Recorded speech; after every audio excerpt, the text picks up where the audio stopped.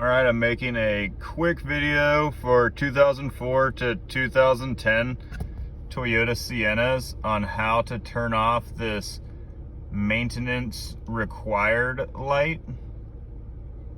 If you change your own oil, then you'll need to turn that light off yourself. So first of all, have the van off. Then you want to turn the key to where it's on and the battery's running everything, but the car's not running. So we're gonna use this button right here. Just cycle through until you see the ODO on the left. Turn the key off, and then we're going to hold this button down and simultaneously turn the vehicle to run.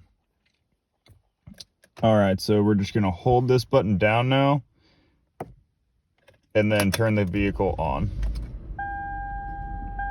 And then keep holding it until it zeroes out